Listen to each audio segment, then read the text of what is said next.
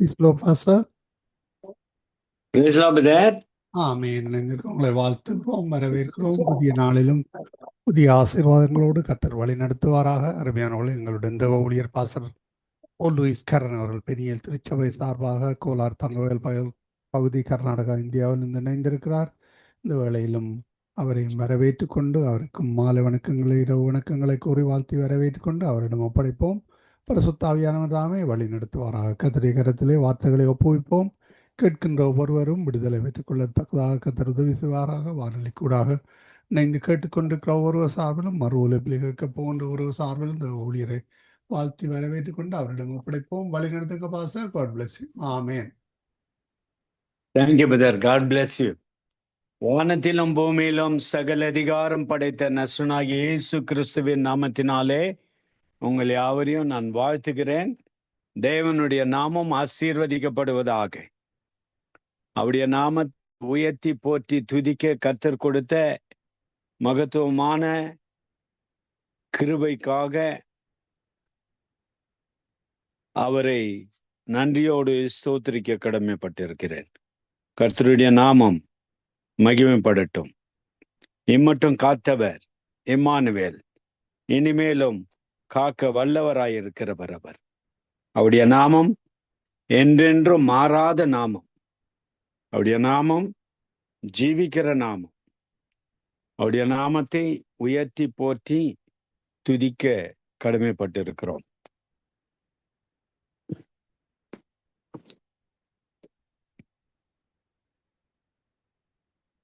அப்போஸ்தலர் எழுதின புத்தகம் 2ஆம் அதிகாரம் 42ஆம் வசனத்திலே எழுதியிருக்கிற வார்த்தைகளை வைத்து உங்கள் மத்தியில் நான் பேச ஆசைப்படுகிறேன். ஆண்டவருடைய வார்த்தை ஜீவனுள்ள வார்த்தை, என்றும் மாறாத வார்த்தை. அவருடைய வார்த்தையை நம்பி வாழ்கிறவர்களுக்கு வாழ்க்கையை கொடுக்கிற, வாழ்க்கைக்கு கிருபை கொடுக்கிற கர்த்தர் அவர். வாசிக்கிறோம், அவர்கள் அப்போஸ்தலர் உபதேசத்திலும் அந்நிய ஐக்கியத்திலும் அப்பம் பிடுதலிலும் ஜெபம் செய்வதிலும் உறுதியாய் தரித்திருந்தார்கள்.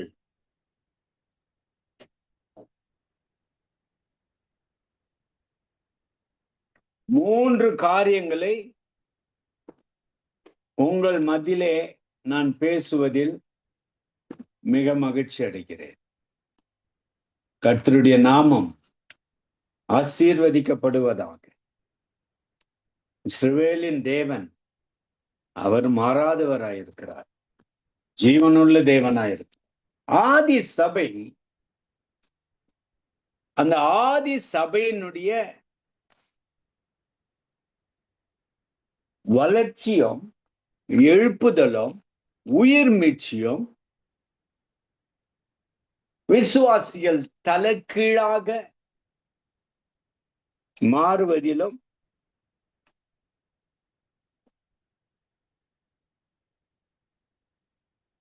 தேவனுடைய வசனத்தை வைத்து அவர்கள் வாழ்ந்தார்கள்.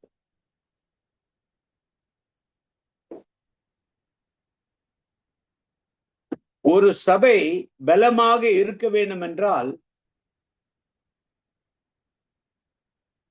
கட்டிடம், பணம் அல்லது மக்கள் கூட்டம் மட்டும் போதாது.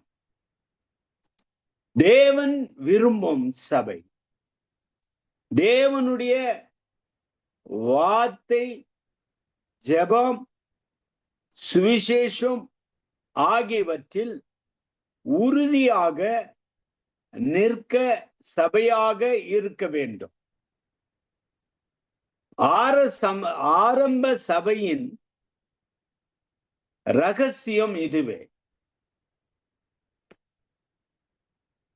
கர்த்தர் ஒரு சபையை விரும்புகிறார் என்றால், ஏனென்றால் சபை அவருக்கு, இந்த சபைக்கு தலையாய் இருக்கிறவர் கிறிஸ்து.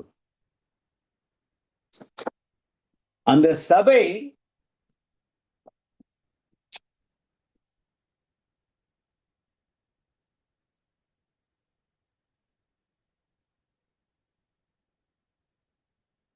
கர்த்தருக்கு கீழ்ப்படுகிற சபையா இருக்க வேண்டும். அதில் இந்த 3 பகுதி அவசியம். ஒன்று, உபதேசத்துக்குள் வாழ்வது. உபதேசத்தில் உறுதியாயிருப்பது. 2வது, ஜெபத்தில் உறுதியாயிருப்பது. 3வது, சுவிசேஷ அறிவிப்பதில் உறுதியாய் இருந்தார்கள். ரொம்ப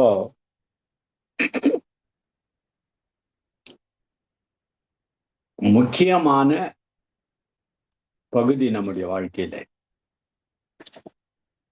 கர்த்தராகிய தேவன் சபையை பலப்படுத்தவும், சபை வளர்வதற்கு, சபையிலே அழிந்து போகிற ஆத்துமாக்கள் ரட்சிக்கப்பட்டு சேர்க்கப்படவும்,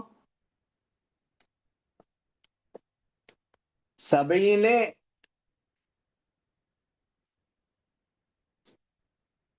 உறுதியாய் நிலைத்து நிற்பதற்கு ஆணிதரமானது உபதேசம், சத்தியம். இந்த சத்தியத்தில் நிலைத்து நிற்க வேண்டும், சத்தியத்தில் வாழ வேண்டும். சத்தியம் நம்மை விடுதலை ஆக்குகிறது.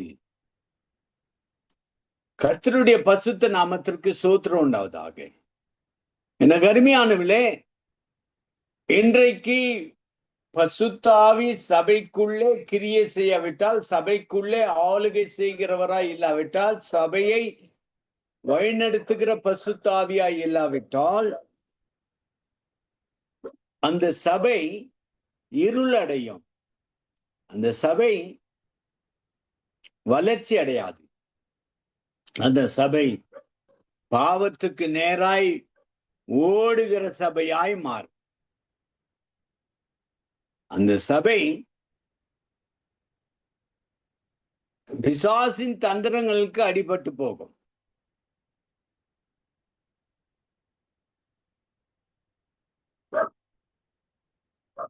ஒரு சபையிலே எது இருக்கக்கூடாது? ஒரு சபை உபதேசத்தில் உறுதியாய் இருக்க வேண்டும் என்றால் விட வேண்டியவைகள் உண்டு. அவைகளை தீமோத்தேயுக்கு பவுல் அருமையாக எழுதுகிறார். என்ன எழுதுகிறார்? சீர்கேடான வீண் பேச்சுகளுக்கு விலகியிரு. அவைகளால் கள்ள போதகர்களான அவர்கள் அதிக அவபக்தி உள்ளவர்கள். அவர்களுடைய வார்த்தை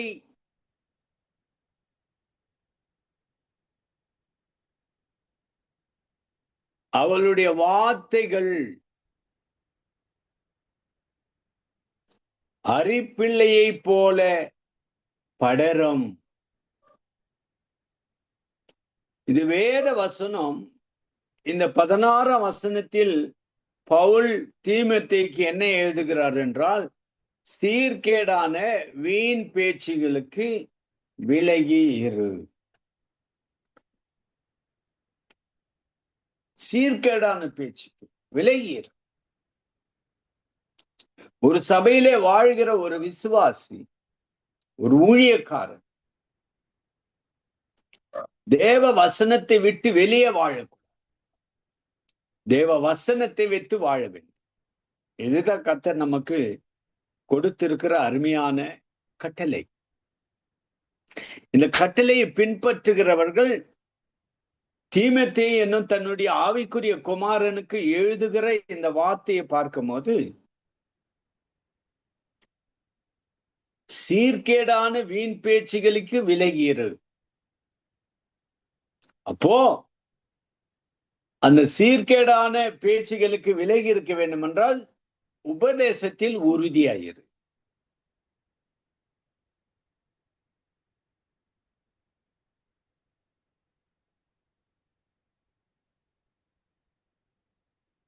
அவைகளால்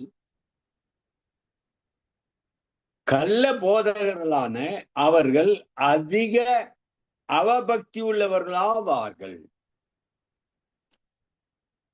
அப்போ சீர்கேடான வீண் பேச்சுகளை பேசுகிறவர்கள் கள்ள போதகர்கள் என்று வேதம் சொல்கிறது. அவர்கள் யார் என்றால் அவபக்தி உள்ளவர்கள். இந்த கிறிஸ்துவினுடைய இந்த காரியத்தை பார்க்கும் பொழுது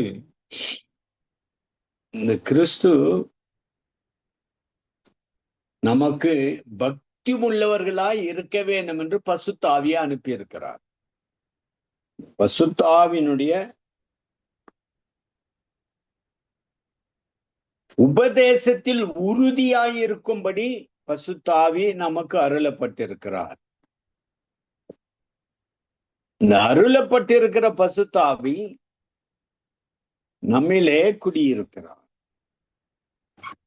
அந்த குடியிருக்கிற பசுத்த ஆவி நம்மோடு இடைப்படுகிறார். யோசுவா 1:8 கர்த்தராகிய தேவன் யோசுவாவுக்கு சொல்லியிருக்கிற காரியங்களை பார்க்கும்போது இந்த நியாயப்பிரமாண புஸ்தகம் உன் வாயை விட்டு பிரியாதிருப்பதாக, இதில் எழுதியிருக்கிறவைகளின் படியெல்லாம் நீ செய்ய கவனமாயிருக்கும்படி இரவும் பகலும் அதை தானித்து கொண்டிருப்பாயாக. அப்போது நீ உன் வழியை வாய்க்க பண்ணுவாய், அப்போது புத்திமானாயும் நடந்து கொள்ளுவாய்.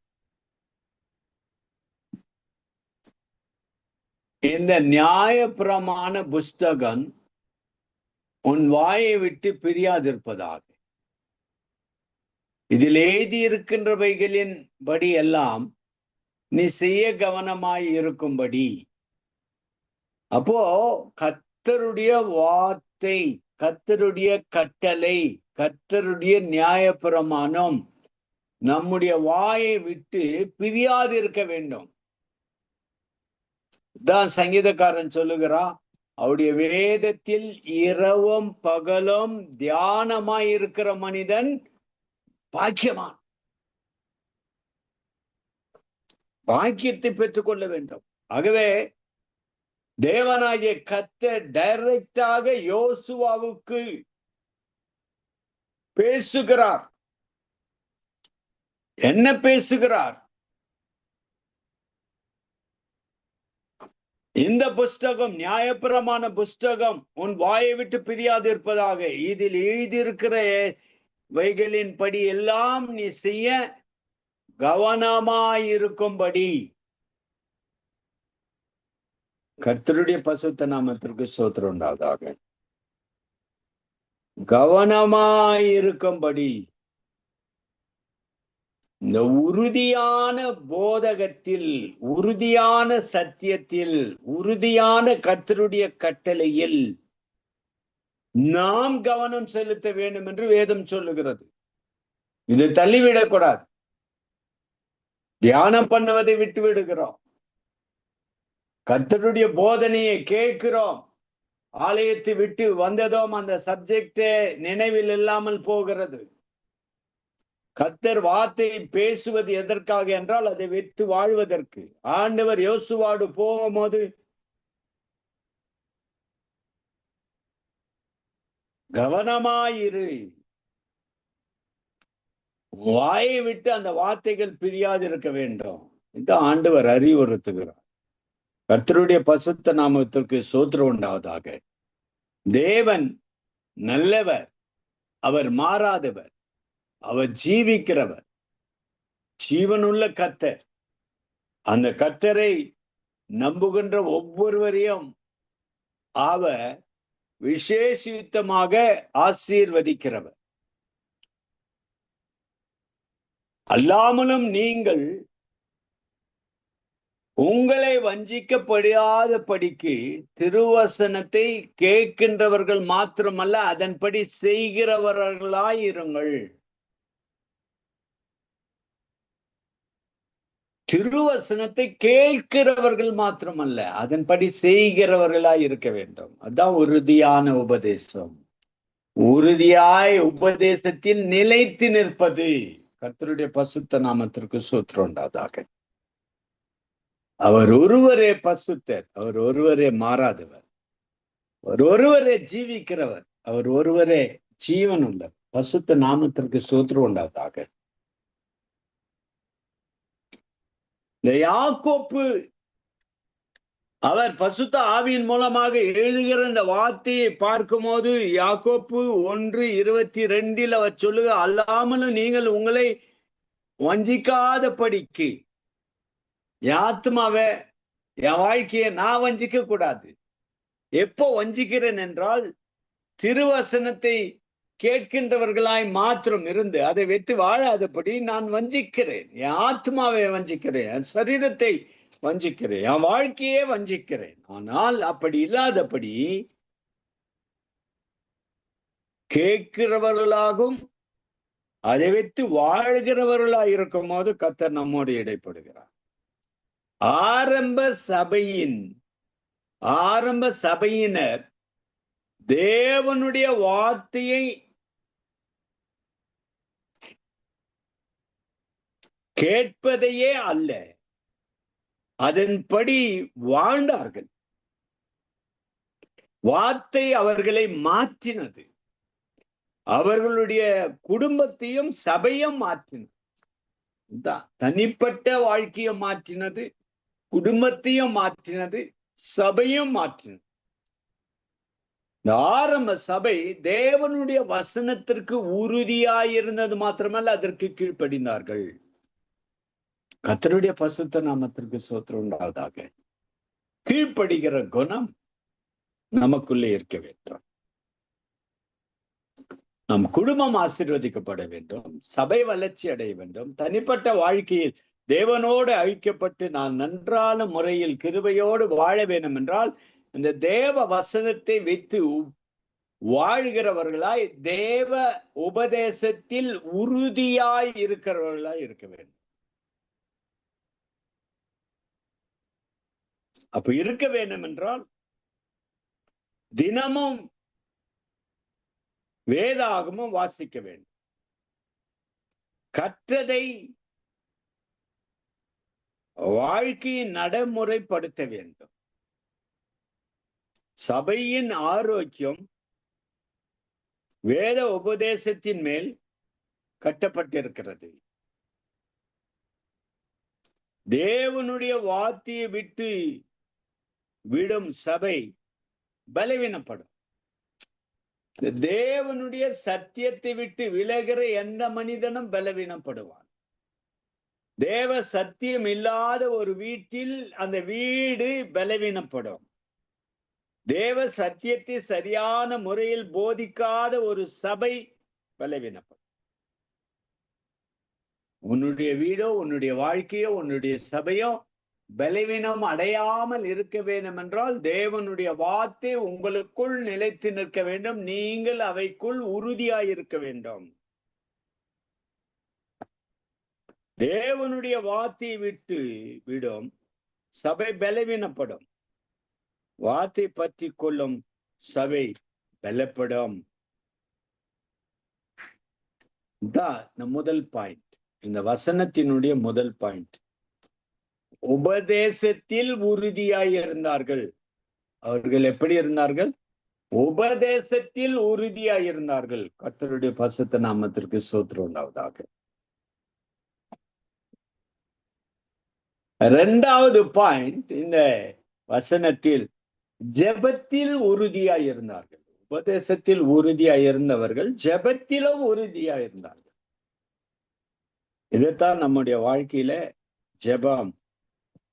ஜெபத்திற்கு முக்கியத்துவம் கொடுக்க வேண்டும். தனிப்பட்ட ஜெபம், குடும்ப ஜெபம், சபையின் ஜெபம். இதுதான் தேசத்திற்கும் எழுப்புதலை கொண்டு வரும். ஜனங்களுக்கு உயிர் மீட்சி கொண்டு வரும். பாவிகள் ரட்சிக்கப்படுவதற்கு ஏதோ ஜெபம் விசுவாச வெல்லும். ஜெபம் வல்லமையை கொடுக்கும். ஜெபம் கிருபையினாலே நிரப்பப்படும். ஜெபத்தின் மூலமாக தேவனுடைய நாமத்தை நோக்கி கூப்பிடுகிற நமக்கு எல்லா வல்ல கிறிஸ்து நம்மை ஆசீர்வதிக்கிறவராய் மாறுகிறார். அப்போ ஜெபத்திற்கு நேரத்தை கொடுக்க வேண்டும். ஜெபத்தோடு வாழ வேண்டும். ஜெபத்தில் தரித்திருக்க வேண்டும். ஜெபம் நம்முடைய வாழ்க்கைக்கு அவசியம். ஜெபம் இல்லாதபடி கர்த்தரிடத்தில் எதையும் நீ பெற்றுக்கொள்ள முடியாது. ஒரு கிறிஸ்தவ வாழ்க்கை பலப்பட வேண்டும் என்றால், ஒரு கிறிஸ்தவ வாழ்க்கையில் விசுவாசத்தில் வளர வேண்டும் என்றால், ஒரு கிறிஸ்துவ வாழ்க்கையிலே வல்லமையோடு கர்த்தருக்காக சாட்சி உள்ள பிள்ளைகளாய் இருக்க வேண்டும் என்றால் ஜெபம் செய்கிற விசுவாசியாய் இருக்க வேண்டும். வேதத்தில் எவ்விதமாக இந்த ஜெபத்தை குறித்து பேசுகிறது என்பதை பார்க்க போகிறோம். கர்த்தருடைய பசுத்த நாமத்திற்கு ஸ்தோத்திரம் உண்டாவதாக. இந்த வேளையிலே தேவ வசனத்திலே வாசிக்கிற ஒவ்வொரு வசனத்தையும் நம்முடைய வாழ்க்கையினுடைய ஆவிக்குரிய வளர்ச்சிக்கு எடுத்துக்கொள்ளுகிற பிள்ளைகளாய் இருக்க வேண்டும். கர்த்தருடைய பசுத்த நாமத்திற்கு ஸ்தோத்திரம் உண்டாவதாக. 1 தெசலோனிக்கர் 5ஆம் அதிகாரம் 17ஆம் வசனத்தில் இவ்விதமாக எழுதப்பட்டிருக்கிறது. இடைவிடாமல் ஜெபம் பண்ணுங்கள், எல்லாவற்றிலேயும் ஸ்தோத்திரம் செல்லுங்கள். அப்படி செய்வதே கிறிஸ்து இயேசுவுக்குள் உங்களை குறித்து தேவனுடைய சித்தமாய் இருக்கிறது. இடைவிடாமல் ஜெபம் பண்ணுங்கள். இடைவிடாமல் ஜெபம் பண்ணுங்கள் என்றால் தேவனை நோக்கி தானியேலை பார்க்கும்போது காலை, மதியம், சாயங்காலம் என்று 3 வேளை அவர் தவறாமல் ஜெபித்தார். என்ன பிரச்சனைகள் போராட்டங்கள் வந்தாலும் தானியேல் ஜெபத்தை விட்டு விலகவில்லை. அந்த ஜெபத்திற்காகவே அவருடைய வாழ்க்கைக்கு உபத்திரம் வந்தது. சிங்ககபியில தூக்கி போடுகிற அளவுக்கு வந்தது. ஆனால் கர்த்தராகிய தேவன் நம்மை ஆளுகிறவராய் நம்மை காப்பாற்றியது. ஆளுகை செய்கிறவராய் நமக்கு துணையாய் நிற்கிறார். ஆகவே நம்முடைய வாழ்க்கையிலே ஜெபத்தில் உறுதியாயிருக்க வேண்டும். ஜெபம் செய்வதற்கு ஒரு காலமும் தயங்கி இருக்கக்கூடாது. ஜெபத்தினுடைய வல்லமையை அறிந்தவர்களாய் ஜெபத்தில் தரித்திருக்க வேண்டும். கர்த்தருடைய பசுத்த நாமத்திற்கு ஸ்தோத்திரம் உண்டாவதாக. அவர் ஒருவரே பெரியவர். அவர் ஒருவரே மாறாதவர். அவர் ஒருவரே ஜீவிக்கிறவர். அவர் ஒருவரே என்றென்றும் அரசாளுகிறவர். அவருடைய நாமம் உயர்த்தப்பட்ட நாமம், மகிமையின் நாமம். பிலிப்பியர் எழுதின புத்தகம் 4ஆம் அதிகாரம் 6ஆம் வசனம் 7ஆம் வசனத்தை ஒரு விசுவாசியை பலப்படுத்துகிற ஜெபத்திலே ஜெப ஆவினாலே தூண்டி விடுகிற இந்த வசனங்களை பார்க்கும்போது பவுல் தெசலோனிக்கே சபைக்கு எழுதுகிற இந்த நிருபத்தின் மூலமாக அவர்களுடைய ஜெப வாழ்க்கையை தட்டி எழுப்புகிறார். நீங்கள் ஒன்றுக்கும் கவலைப்படாமல் எல்லாவற்றையும் குறித்து உங்கள் விண்ணப்பங்களை ஸ்தோத்திரத்தோடும் கூடிய ஜெபத்தினாலும் வேண்டுதலினாலும் தேவனுக்கு தெரியப்படுத்துங்கள். அப்போது எல்லா புத்திக்கு மேலான தேவ சமாதானம் உங்கள் இருதயங்களையும் உங்கள் சிந்தனைகளையும் கிறிஸ்து இயேசுக்குள்ளாக காத்து கொள்ளும். நீங்கள் ஒன்றுக்கும் கவலைப்படாமல். மனுஷனுடைய வாழ்க்கையிலே ஒரு தேவை வரும்போது கவலைப்படுகிற நேரம். கர்த்தருடைய பசுத்த நாமத்திற்கு ஸ்தோத்திரம் உண்டாவதாக.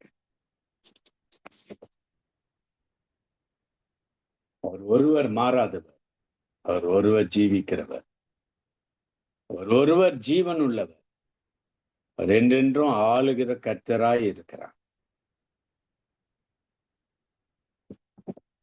அப்போ நம்முடைய கவலையெல்லாம் அவர் மீது வைத்து விட வேண்டும். நம்முடைய கவலைகளுக்கெல்லாம், நம்முடைய உபத்திரங்களுக்கு, நம்முடைய போராட்டங்களுக்கு, நம்முடைய துன்பங்களுக்கு, நம்முடைய கண்ணீருக்கு எல்லாம் தேவனுடைய சமூகத்தில வந்து முட்டி போடுகிற ஒரு விசுவாசியாய் இருக்க வேண்டும் என்று ஜெபத்தில் உறுதியாய் இருந்தார்கள் ஆதி சபை. அதே போல இந்த காலகட்டத்தில் தேவனுடைய பிள்ளைகள் ஜெபத்தில் உறுதியாய் இருக்க வேண்டும். உங்கள் விண்ணப்பங்களை சோத்திரத்தோடு கூடிய ஜெபத்தினாலும் வேண்டுதலினாலும் தேவனுக்கு தெரியப்படுத்துங்கள். ஆமா, தேவனுக்கு தெரியப்படுத்துகிற பிள்ளைகளாய் இருக்க வேண்டும். கர்த்தருடைய பசுத்த நாமத்திற்கு ஸ்தோத்திரம் உண்டாவதாக. அடுத்த வசனத்திலே இவ்விதமாக பவுல் எபேசு சபைக்கு எழுதுகிறார். எபேசு சபையில்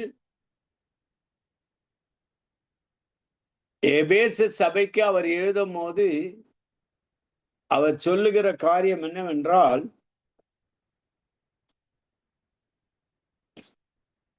எந்த சபை சமயத்திலும் சகல விதமான வேண்டுதலோடும் விண்ணப்பத்தோடும் ஆவினாலே ஜெபம் பண்ணி அதன் பொருட்டு மிகுந்த மன உறுதியோடும் சகல பசுத்தவான்களுக்காக பண்ணும் வேண்டுதலோடு விழித்து கொண்டிருங்கள். வேண்டுதலில் ஜெபத்தில் விழித்து கொண்டிரு. விழிப்புணர்ச்சி இருக்க வேண்டும். விழிப்புணர்ச்சியோடு ஜெபத்தில் காத்திருக்க வேண்டும்.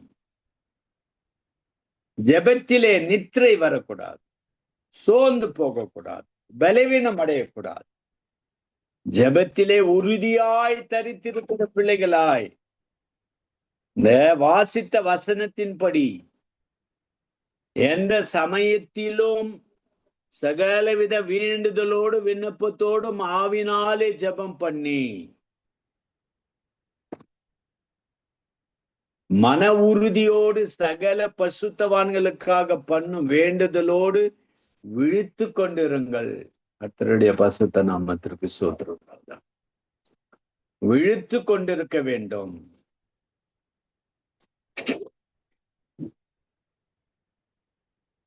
விழித்திருக்கிற நிலை நமக்கு இருக்க வேண்டும். ஆரம்ப சபையினுடைய வல்லமை எங்கே இருந்தது வந்தது என்றால், கர்த்தராகிய இயேசு கிறிஸ்து அப்போஸ்தலர் 1:5 சொன்னார், நீங்கள் எருசலேமை விட்டு போகாமல் என்னுடைய ஜெபத்திற்காக காத்திருங்கள், காத்திருங்கள் என்று சொன்னார். ஜெபத்தில் காத்திருந்தார்கள், அதனால வல்லமையை பெற்றுக் கொண்டார்கள். ஜெபம் அவர்களுக்கு தைரியத்தை கொடுத்தது. ஜெபம் அவர்களுக்கு பசுத்த ஆவியினுடைய வல்லமையும் அபிஷேகத்தையும் கொடுத்தது. தேவனுடைய வழி நடத்துதலையும் கொடுத்தது. ஜெபத்தினாலே அவர்கள் கர்த்தருடைய வழியையும் வெளிப்பாடுகளையும் கண்டார்கள். கர்த்தருடைய பசுத்த நாமத்திற்கு ஸ்தோத்திரம். நடைமுறை பயன்பாடு. தனிப்பட்ட ஜெபம் அவசியம், குடும்ப ஜெபம் அவசியம். சபை ஜெபிக்கிற கூடாரங்களில் பங்கேற்பது முக்கிய கருத்து. ஜெபிக்கும் ஜெபை ஜெயிக்கும் ஜெபை. ஜெபம் பண்ணுகின்ற சபை அது ஜெயத்தை அடையும் சபையாய் இருக்கும்.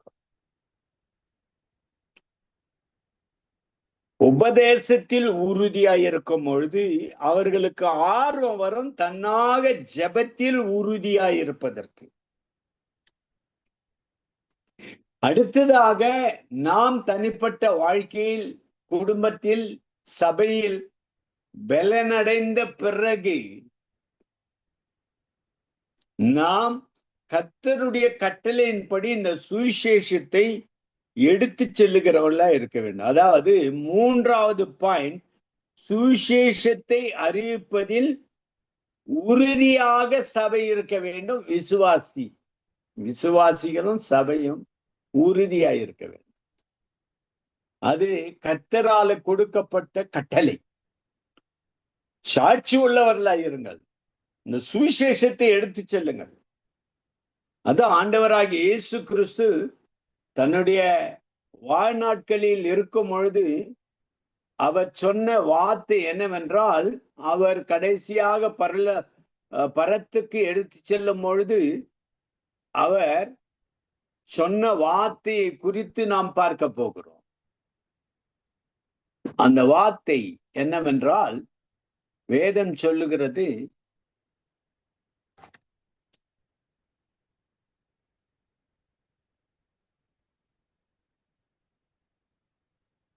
ஆகையால் நீங்கள் புறப்பட்டு போய் சகல ஜாதிகளையும் சீஷராக்கி பிதா குமாரன் பசுத்தாவி நாமத்தினாலே அவர்களுக்கு ஞானஸ்தானம் கொடுத்து நான் உங்களுக்கு கட்டளையிட்ட யாவையும் அவர்கள் கை கொள்ளும்படி அவர்களுக்கு உபதேசம் பண்ணுங்கள். இதோ உலகத்தின் முடிவு பரியந்தம் சகல நாட்களிலும் நான் உங்களோடு கூட இருக்கிறேன் என்றார். ஆமேன்.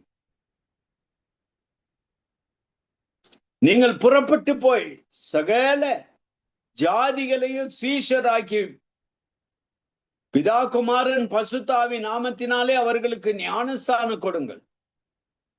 அப்போ புறப்பட்டு போக வேண்டும். சபை எழுப்புதலை உயிர் மீட்சி அடைந்த பிறகு இந்த சபை இந்த சுவிசேஷத்தை எடுத்து செல்ல வேண்டும். இதைத்தான் அங்க பாக்குறோம். நம்முடைய தமிழ் சங்கம் வானொலி நிலையத்தினுடைய இந்த வசனத்தினுடைய ஆதாரத்தோடு அநேக புறஜாதிகளுக்கு இந்த சத்தியத்தை எடுத்து செல்லுகிறோம். ஒன்று, நம்முடைய வாழ்க்கையில் சத்தியத்தில் வாழுவதே அது ஒரு சுவிசேஷமான வாழ்க்கை. சுவிசேஷத்தை அறிவிக்கிறோம் சாட்சி உள்ளவர்களாய். இந்த சபை சத்தியத்தை அறிந்து சத்தியத்தில் உறுதியாய் இருக்கிற அந்த சபை இந்த சுவிசேஷத்தை எடுத்து செல்ல வேண்டும். நான் இந்தியாவில இருந்து பேசுறேன், ஜெர்மன்ல இருந்து பேசுறாங்க, ஸ்ரீலங்கால இருந்து பேசுறாங்க, கனடால இருந்து பேசுறாங்க, அமெரிக்கால இருந்து பேசுறாங்க, யூரோப்ல இருந்து பேசுறாங்க. கர்த்தருடைய கட்டளையை நிறைவேற்றுகிறோம். ரட்சிப்பது நாம் அல்ல, மனம் மாற்றுவது நாம் அல்ல, ஆனால் நாம் பேசுகிற கர்த்தருடைய வார்த்தைக்கு வல்லமை உண்டு, அது மாற்றுகிறது. ஆகவே கண்மூடித்தனமாக இந்த சுவிசேஷத்தை எடுத்து செல்ல வேண்டிய கட்டத்திலும் கடமையிலும் நாம் இருக்கிறோம். சுவிசேஷத்தை எடுத்து செல்ல வேண்டிய ரெஸ்பான்சிபிலிட்டி சபைக்கும் சபையில் வாழ்கிற விசுவாசிகளுக்கும் இருக்கிறது. தாகத்தோடு தட்டி எழுப்புகிற பிரசங்கியார்கள் விசுவாசிகளை ஊழியத்திற்கு தட்டி எழுப்பப்பட வேண்டும். அப்பா சொல்றாரு, மார்க் எழுதின புத்தகம் 16ஆம் அதிகாரம் 15ஆம் வசனத்திலே இவ்விதமாக சொல்லப்பட்டிருக்கிறது. பின்பு அவர் அவர்களை நோக்கி, நீங்கள் உலகமெங்கும் போய் சர்வ சிருஷ்டிக்கும் சுவிசேஷத்தை பிரசங்கியுங்கள். ஒரு சபைக்கும் ஒரு விசுவாசிக்கும் இருக்கிற ரெஸ்பான்சிபிலிட்டி, அவர் சொன்ன வார்த்தையை நிறைவேற்ற வேண்டும். அவருடைய வார்த்தைக்குள் நிலைத்து நிற்க வேண்டும். அவரோடு வாழ வேண்டும். அவருக்காக வாழ வேண்டும். கர்த்தருடைய பசுத்த நாமத்திற்கு ஸ்தோத்திரம் உண்டாதாக. அப்போஸ்தலர் 1:8 பிரகாரம் பசுத்த ஆவி உங்களிடத்தில் வரும்போது நீங்கள் பலனடைந்து யூதேயா சமாரியா சகல தேசங்களிலும் எனக்கு சாட்சிகளாய் இருப்பீர்கள். சாட்சியா இருப்பதே இந்த சுவிசேஷத்தை உன் வாழ்க்கையில் கொண்டு செல்லுகிறாய். இப்ப இந்த சுவிசேஷத்தை நான் ஏற்றுக்கொண்டு நான் வாழ்கிறபடினாலே இந்த பிரசங்கத்தை செய்யறேன். இந்த பிரசங்கத்தின் வாயிலாக அழிந்து போகிற ஆத்துமாவுக்கு இயேசுவே ரட்சகர், இயேசுவே மீட்பர், இயேசு அல்லாதபடி பாவ மன்னிப்பில்லை, இயேசு அல்லாதபடி நித்திய ஜீவன் இல்லை என்ற இந்த சுவிசேஷத்தை எடுத்து சொல்லுகிறார். அந்த வார்த்தைக்கு வல்லமை உண்டு. அந்த வார்த்தை, கர்த்தருடைய வார்த்தை வெறுமையாய் திரும்பி வராது. அது செய்ய வேண்டியதை செய்து வரும். ஆகவே ஆரம்ப சபை சுவிசேஷத்தை தங்களுக்குள் வைத்துக் கொள்ளவில்லை. அவர்கள் இயேசு கிறிஸ்துவை எங்கு சென்றாலும் அறிவித்தார்கள்.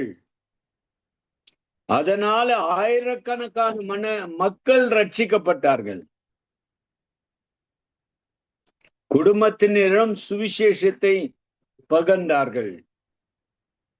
நண்பர்கள், அயலார்கள், பணிப்பிடத்தில் உள்ளவர்களிடத்தில் சாட்சி சொன்னார்கள். நம் வாழ்க்கை ஒரு சுவிசேஷமாக இருக்கட்டும். சுவிசேஷத்தை அறிவிக்கும் சபையே தேவனுடைய இதயத்திற்கு நெருக்கமான சபை. ஆரம்ப சபை நமக்கு 3 முக்கிய பாடங்களை கற்றுக்கொள்ளுகிறது. ஒன்று, வார்த்தையில் உறுதியாயிருங்கள். அவர்கள் வார்த்தையில் உறுதியாயிருந்தார்கள். ஜெபத்தில் உறுதியாயிருந்தார்கள். சுவிசேஷத்தை அறிவிப்பதில் உறுதியாயிருந்தார்கள். 3லும் உறுதியாய் நிற்கும் விசுவாசியும் சபையும் தேவனால் ஆசீர்வதிக்கப்பட்டு உலகத்திற்கு வெளிச்சமாய் இருக்கும். ஆகவே ஆரம்ப சபையை போல உமது வார்த்தையிலும் ஜெபத்திலும் சுவிசேஷ பணியிலும் உறுதியாய் நிற்கும் கிருபையை எங்களுக்கு தாரம் ஆண்டவரே என்று ஜெபிக்க கடமைப்பட்டிருக்கிறோம். கருமையானவிலே அவருடைய சுவிசேஷத்திற்கு வல்லமை உண்டு. அந்த சுவிசேஷம் எல்லா மனிதனையும் மாற்றும். இப்படி செய்ய கர்த்தர் தம்முடைய வசனத்தை ஆசீர்வதிப்பாராக. ஆமென். வானத்திலும் பூமியிலும் சகல அதிகாரம் படைத்த நசரேயனாகிய இயேசுவே, உம்முடைய பசுத்த நாமத்திற்காக ஸ்தோத்திரம். அப்போஸ்தலர் 2:42 பிரகாரம் அவர்கள் உபதேசத்தில் உறுதியாயிருந்தார்கள், ஜெபத்தில் உறுதியாயிருந்தார்கள், சுவிசேஷத்தை அறிவிப்பதில் உறுதியாயிருந்தார்கள். அதே போல இந்த காலகட்டத்தில் இந்த சத்தியத்தை கேட்கிற ஒவ்வொருவரும் தேவ வசனத்தின்படி செயல்பட, ஒவ்வொரு சபையும், ஒவ்வொரு குடும்பமும், ஒவ்வொரு தனிப்பட்ட வாழ்க்கையும் கிறிஸ்துவுக்காக செயல்பட, கிறிஸ்துவுக்காக சாட்சியாய் இருக்க ஆண்டவரே கிருபை தர வேணும் என்று ஜெபிக்கிறேன். ஆசீர்வதியும், பலப்படுத்தும். ஒவ்வொருவரையும், இந்த சுவிசேஷத்தை அறிவிக்கிற ஒவ்வொரு ஊழியக்காரரையும் உம்முடைய அன்பின் கரத்தில் ஒப்படைக்கிறேன். அவளை ஆசீர்வதிப்பீராக, பலப்படுத்தும். இயேசுவின் நாமத்தினால கேட்கிற நல்ல பிதாவே, ஆமென். நம்முடைய கர்த்தராகிய இயேசு கிறிஸ்துவினுடைய கிருபையும் பிதாவாகிய தேவனுடைய அன்பும் பசுத்த ஆவியினுடைய ஐக்கியமும் நாம் அனைவரோடும் கூட இருப்பதாக. ஆமென், ஆமென். பிரைஸ் லார்ட் ஐயா. ஆமீன், ஆமீன். இதுவரை நேரம் அருமையான வார்த்தைகளுக்கூடாக வழி நடத்தினீர்கள். கர்த்தர் தாமே உங்களுடனும் கூட இன்னும் வழி நடத்துவாராக. நாங்கள் திரும்பமாக திங்கட்கிழமை சந்திப்போம். பாஸ்டர், கொடுக்கப்பட்ட வார்த்தைக்காக நன்றி செலுத்துகிறோம், வாழ்த்துகிறோம். ஜெபமே ஜெயம். ஆமேன். கர்த்தர் தாமே இந்த வார்த்தைகளுக்கூடாக வழி நடத்தினார். கர்த்தர் தாமே ஜெபம் குடும்பத்துக்கும் சபைக்கும் அத்தியாவசியமானது. ஜெபத்திலே உறுதியாக இருங்கள் என்று பவுல் சொன்னது போல அந்த வார்த்தைகளுக்கூடாக வழி நடத்தினீர்கள். கர்த்தர் தாமே உங்களுடன் கூட இந்த ஆசீர்வதித்து வழி நடத்துவாராக. நாங்கள் திங்கட்கிழமை சந்திப்போம். அதுவரை தேவசமாத்த கூறுகிறோம், வாழ்த்துகிறோம், ஆசீர்வதிக்கிறோம். நன்றி pastor. God bless you. Amen. Okay, thank you pastor. God bless you. ஆமீன். அருமையானவர்கள், இதுவரை நேரம் எங்களுடன் இந்த ஊழியர் பாஸ்டர் போல் லூயிஸ் கரன் அவர்கள் பெனியல் திருச்சபை சார்பாக கோலார் தங்கவேல் பகுதி கர்நாடகா இந்தியாவிலிருந்து இணைந்து கர்த்தருடைய வார்த்தைகளை விதைத்திருக்கிறார்கள். கர்த்தர் தாமே அவருடனும் கூட இருந்து வழி நடத்துவாராக. கர்த்தருடைய கரத்திலே அவரையும் சபையும் ஒப்புவிப்போம். கர்த்தருடைய நாமம் ஒன்றே மகிமைப்படுவதாக. ஆமேன், ஆமேன்.